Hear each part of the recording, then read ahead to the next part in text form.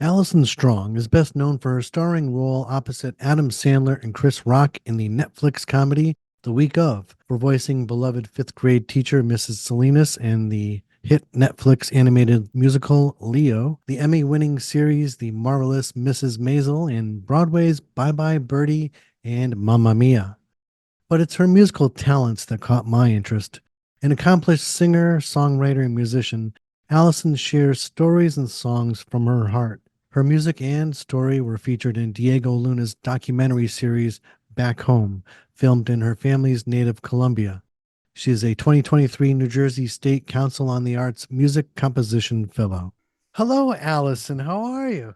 I'm great, Mark. How are you? Doing well, thank you.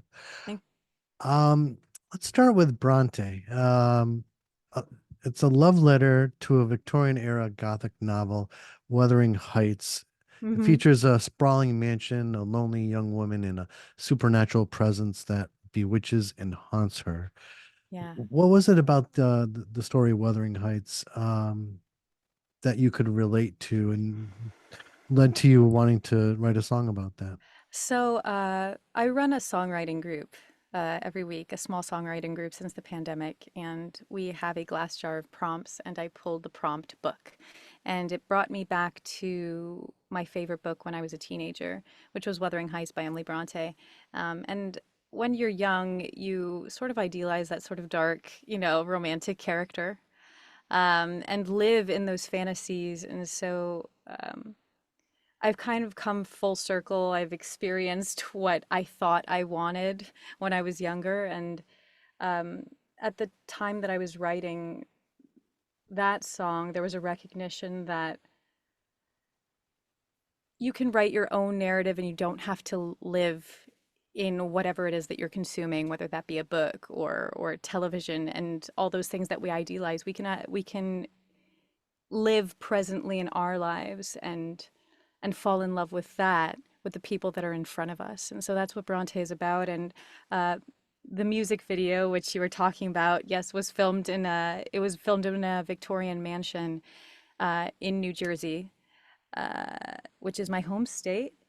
And we utilized a lot of period costume and also waltz. And I involved a lot of people from my in this video, people from my film and Broadway background were both incorporated, and it was just a perfect marriage of where I've been and where I'm going with my music. And in a way, that song was sort of the entry into me rewriting my own narrative in my career and in my life as an artist, which has been incredibly empowering. So Bronte is about falling in love with your own life as it is. And yeah, I'm glad you brought that up. It's a beautiful video and Thank it, you. it highlights all your talents, Thank you. songwriting, singing, acting, and dancing. Thank you so much. Yeah, it was a joy to make, and it was also sort of again, it was just a beautiful marriage of all of the pieces that didn't really make sense to me. I've always felt like I've been jutting from one art form into the next, and this just felt like a full realization of all of those things and a recognition that this is who I am, and embodying that and being proud of it. So it was very cool. Let's talk about La Luna, Yes, about your grandmother. yes. And I think you said that your favorite lyric is something to the effect of, "I remembered that bright and beautiful things shine the brightest in the dark." Yes.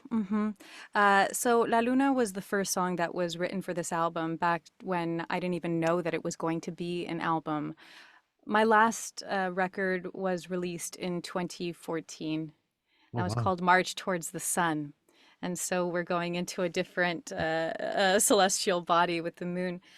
My grandmother had a huge impact on my life, and she would always say, "Te quiero hasta Plutón y más allá." I love you all the way to Pluto and beyond that. So when she passed away, I imagine that she became a celestial being and was sort of lighting up my night sky in the darkest moments of my life. And the chorus on that song is very simple, but it's very true. Siempre sale el sol, ten fe. The sun always rises in the morning, so have faith in that. Ah. And it's usually the song that starts my sets because it's very grounding for me, and was very beautifully, but beautifully and simply arranged by my collaborator Brett Parnell. And we utilized some American instrumentation as well as some more Latin instrumentation with the use of the marimba. Um, and I grew up speaking both languages, and it's very comforting for me to speak in Spanish because that's the language that I spoke to my grandmother in. Hmm. And I have a Colombian background, so uh, we utilize a lot of magical realism. And in this song, I'm literally carried out of bed by the moon and taken to, and literally transformed by the moon, uh, covered in stars and in clouds and reborn as the sun. So it's a sort of beautiful marriage of my heritage, yes, but also a utilization of that magical realism that people have probably read about in Hundred Years of Solitude, things by Gabriel Garcia Marquez, and also in movies that are more current, like Encanto by Disney. So you see a lot of that magical realism there. So it wasn't intentional, but it is part of me, and it just sort of came out that way in the song. Is there also a connection with the break you took from music? I took a break from music because a lot of acting work was happening for me. And I think that I was doing a lot of work with my band, and everyone knows that when you're an independent artist, you kind of have to do everything. So I was booking the shows, I was playing the shows, I was selling the tickets, I was filling the venues and doing my best by bookers. And there was a lot of acting work that was happening for me at that time, and I transitioned into, I had always been on Broadway and done a lot of theatrical work, but I was transitioning into television and film, so I took some time to do that. And but there was always this sort of nagging feeling that I wasn't really doing what I think I was always meant to create. Hmm. I love playing roles and helping other people realize their own visions, but I've had a lot of visions, and lyrics and music is just very natural to me. And so I didn't really have time to slow down with everything that was going on with my acting career, but during the pandemic, I was forced to slow down like so many of us were, Mm. and started my songwriting group. And uh, La Luna was written right before the pandemic.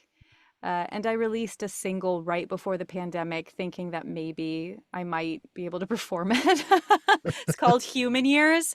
So I did release some music prior to the Bronte EP, but the pandemic really was a hard reset for me. And I started performing live again in June of last year, and it's been sort of incredible uh, to know that when you leap, the net does appear. And I've had a lot of support in my home state of New Jersey, in the form of a grant and amazing opportunities to perform in New York and New Jersey and now in Connecticut, which I'm so excited about. And we're looking forward to having you here in Connecticut. You're going to be performing at Acousticool Yes. on July 13th, Mm-hmm. the house concert in Bristol, Connecticut, and also in Farmington on July 14th at the Hillstead Museum. Yes, I'm so excited about that.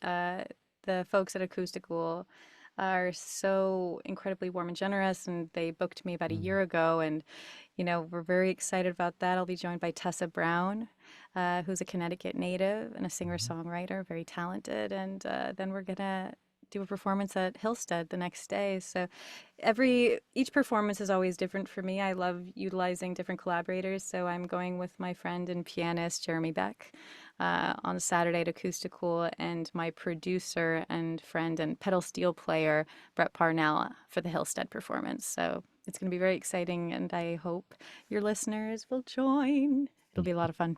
I hope so too.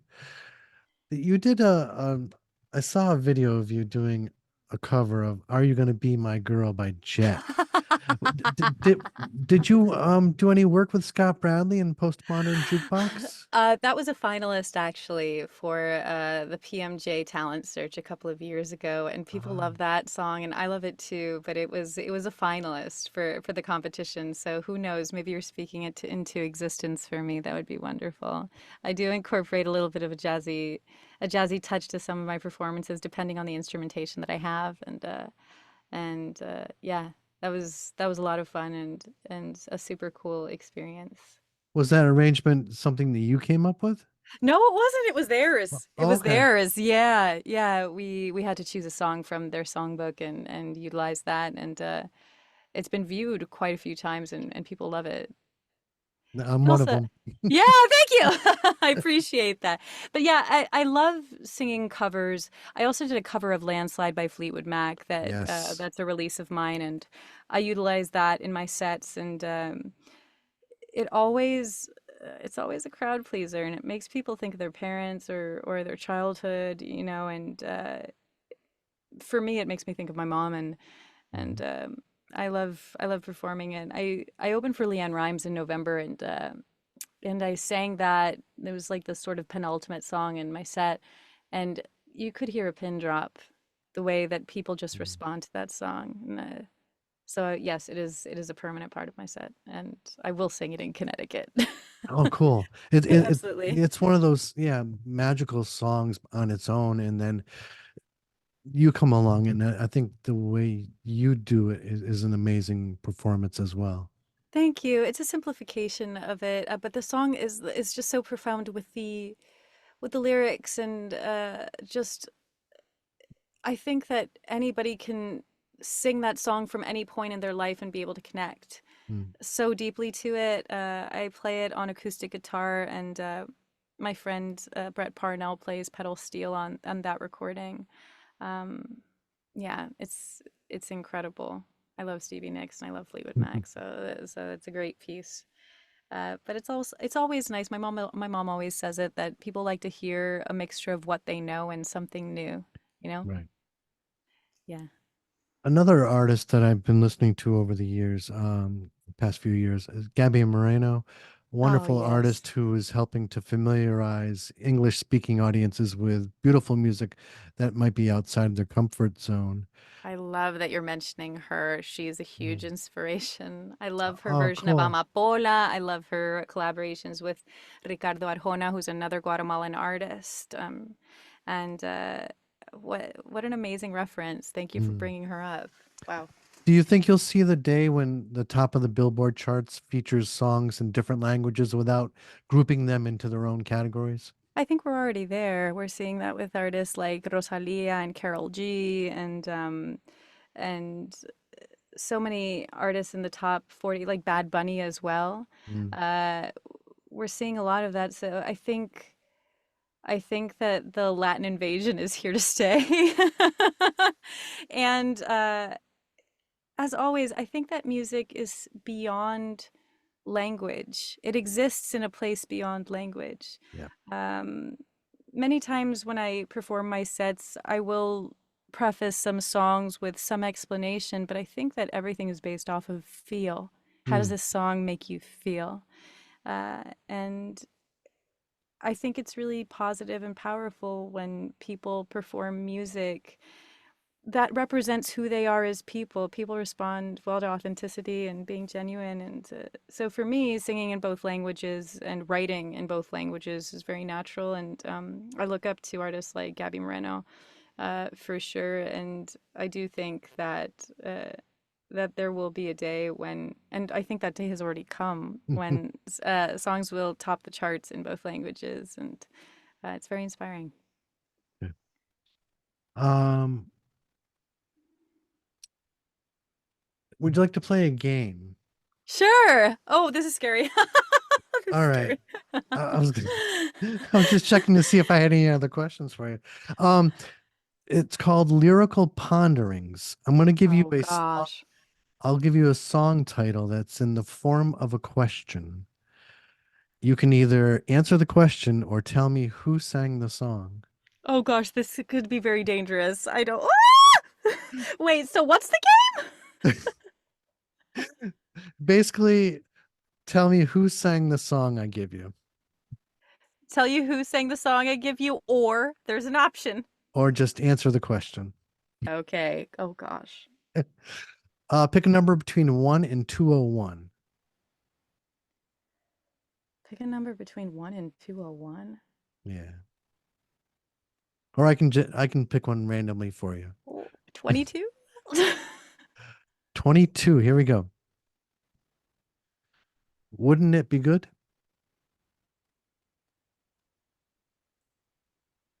Wouldn't it be good? Oh God, this is gonna be a hard game. I don't know. Wouldn't it be good? It would be good It if I would. knew the answer to this question. And it would be very good if everybody comes down to Acousticool or to the show at the Hillstead farm. On July 13th and 14th. Yes, in Bristol and Farmington, Connecticut. Thank you so much. That song was by Nick Kershaw. Wouldn't it be good? Oh my goodness. All right, there you go. Thank you. Thank you. I'm gonna Spotify that now. Yeah. Allison, thank you so much for joining me, and definitely looking forward to seeing you in Connecticut. Thank you so And much, Mark. best wishes for you and your career. Thank you so much, Mark. Have a great day. All Bye. right, take care.